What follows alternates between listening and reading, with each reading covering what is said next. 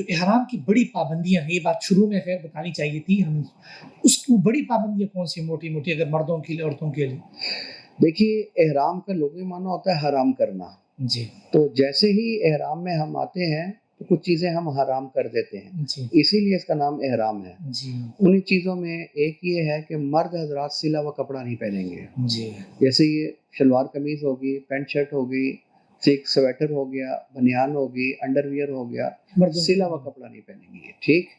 और इसी तरह वो जो जूते हैं मर्द हज़रात के लिए, जी, वो जूते भी हवाई चप्पल पहनेंगे या ऐसे चप्पल पहनेंगे कि जिसमें जो पाँव की दरमियान की उभरी हुई हड्डी है, टखने जहाँ वो तस्मा बाँधा जाता है, जी, वो नंगी होनी चाहिए और टखने भी और नहीं टखने नंगे हों और टखनों के बिल्कुल पीछे वाला एरिया ये एरिया नंगा हो। ये हाँ, 3 एड़ियों के चीज़ें ऊपर नंगा होना ज़रूरी है जी, ज़रूरी है उसमें। ठीक?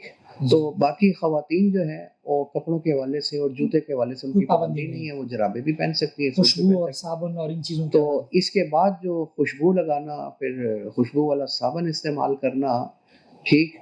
तो खुशबू वाला शैम्पू इस्तेमाल करना, पेस्ट वग़ैरह इस्तेमाल करना खुशबू वाली, ये मर्द के लिए भी मना है औरत के और लिए, बाल ख़वातीन काटना। के लिए भी इसमें पाबंदी है। इसी तरह बाल काटना, नाख़ून काटना, ये भी मना है। मर्द के लिए भी मना है और ख़ातून के लिए भी ये मना है।